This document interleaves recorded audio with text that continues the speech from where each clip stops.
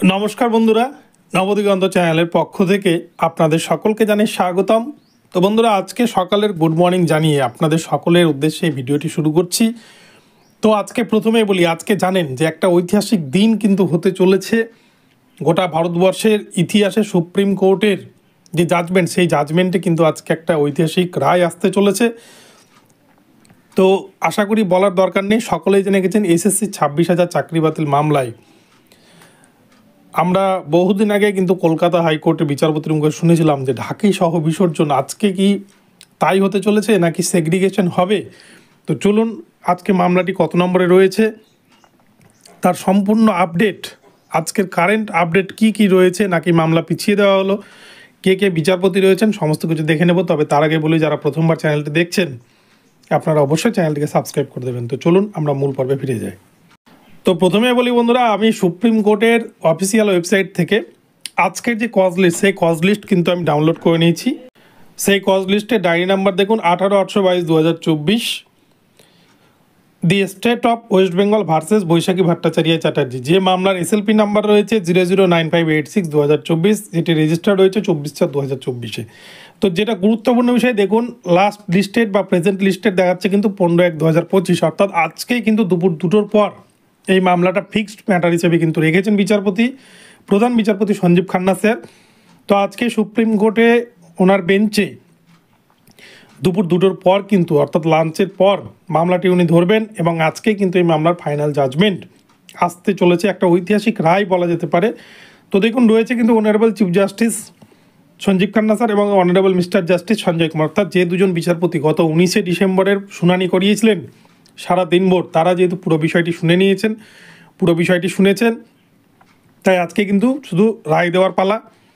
আজকে যদিও পিটিশনারদের পক্ষ থেকে কিছু কথা বলবেন, আইনজীবীরা এর একদিন কথা বলতে পারেননি, তো বিকাশবাবুরা আজকে কথা বলবেন, পর্ষদের এগেনস্টে আজকে যুক্তিগুলো খণ্ডন করবেন এবং সঠিক তথ্য প্রমাণাদি তারা দেবেন যে অ্যাকচুয়ালি কতজন এখানে দুর্নীতিগ্রস্ত।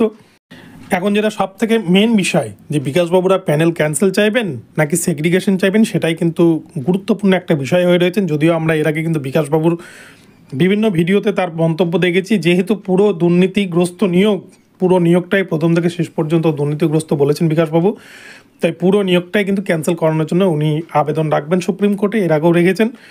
তো আমরা ধরে নিতে পারি যে সেদিকেই হয়তো মামলার গতি প্রকৃতি এগোবে এবং পুরোটাই কিন্তু 26,000 ঠিক যেভাবে কলকাতা হাইকোর্ট রায় দিয়েছিল সেদিকেই কিন্তু হয়তো এগোতে পারে। কিন্তু তার মধ্যেও যদি এসএসসি বা West Bengal board of secondary education তারা যদি সঠিক তথ্য কারা কারা দুর্নীতিগ্রস্ত, এই সেগ্রিগেশনের লিস্ট যদি তারা সঠিকভাবে যোগ্য অযোগ্যকে পৃথকীকরণ করে দিতে পারে সুপ্রিম কোর্টে, তাহলে কিন্তু আজকে যোগ্যদের যে 19,000 যে যোগ্য শিক্ষক রয়েছেন এই প্যানেলে, তাদের কিন্তু চাকরিটা বেঁচে যাবে গ্রুপ সি, গ্রুপ ডি, নবম দশম, একাদশ দ্বাদশের ক্ষেত্রে। কিন্তু আমার কাছে যেটুকুটা খবর এখনও পর্যন্ত রয়েছে বিভিন্ন সোর্স মারফত, এসএসসি কিন্তু কোনোভাবেই সেগ্রিগেশনের পথে হাঁটবে না। তারা চাইছে যাতে পুরোটাকে বাতিল হয়ে যায়। তারা এই জন্যে কিন্তু এতদিনেও এখনও পর্যন্ত কোনো রকম ওই ধরনের পৃথকীকরণের বা যোগ্য অযোগ্য লিস্ট কিন্তু তারা তৈরি করেনি বা করতে পারেনি। অ্যাকচুয়ালি যদি অযোগ্যদেরকে বাতিল করে দেওয়া হয়, তাহলে তো তারা গিয়ে টাকা চাইবে বিভিন্ন নেতা মন্ত্রী বা যারা টাকা খেয়েছেন বিভিন্ন কর্মচারীর কাছ থেকে। তো সেই জন্য পুরোটাই যদি বাতিল হয়ে যায় তাহলে কিন্তু টাকা দেওয়ার কোনো ঝামেলা থাকবে না। সেই জন্য আমার মনে হয় 26,000 প্যানেলকে বাঁচানোর জন্য আপ্রাণ চেষ্টা করবে এসএসসি রাজ্য সরকার, কিন্তু তারপরেও পুরো কোথাও কিন্তু যোগ্য অযোগ্যকে আলাদা করার জন্য আমার মনে হয় যে তারা এত চেষ্টা করেনি বা করবে ওনা, আগামীতেও করছে না।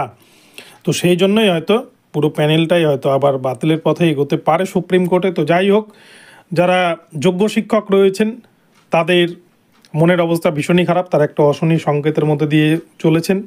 চাকরি পাওয়ার পরেও তাদেরকে আবারও যদি নতুন করে যোগ্যতার পরীক্ষায় দেয়, সে এর থেকে খারাপ কিছু আর হতে পারে না। এটা পশ্চিমবঙ্গের ইতিহাসে একটা ইতিহাস হয়ে থাকবে, গিনিস ওয়ার্ল্ড একটা রেকর্ড হয়ে থাকবে, যে চাকরি পাওয়ার 7 বছর পরে এসে তাদেরকে আবার যোগ্যতা প্রমাণ করতে হবে বা চাকরি হারাতে হচ্ছে শুধুমাত্র অযোগ্যদের জন্য, কিছু অযোগ্য কর্মচারীর জন্য, যারা টাকা পয়সা খেয়ে অযোগ্য শিক্ষামন্ত্রীর জন্য। তো যাই হোক, যারা ইন সার্ভিস রয়েছেন যোগ্য শিক্ষক, তাদের জন্য আমার সমবেদনা রইল এবং এটাই কামনা করব যাতে যোগ্যরা বহাল থাকে, অযোগ্যরা বাতিল যায় প্যানেল থেকে, এবং যারা বঞ্চিত যোগ্য ক্যান্ডিডেট, যারা এখনও রাস্তায় রয়েছে, যারা এখনও চাকরি পাননি, তাদের চাকরিটাও তারা যেন হকের চাকরি ফিরে পান, এই কামনা করি। তো বন্ধুরা, আজকের দিনটি ভীষণ গুরুত্বপূর্ণ, সকলেই ঈশ্বরের কাছে কামনা করুন যাতে সকলেরই ভালো হয়। তো আমি এখন এখানেই রাখলাম ভিডিওটি ভালো লাগলে চ্যানেলটিকে সাবস্ক্রাইব করে দেবেন। দেখা হচ্ছে পরবর্তী ভিডিওতে। ধন্যবাদ।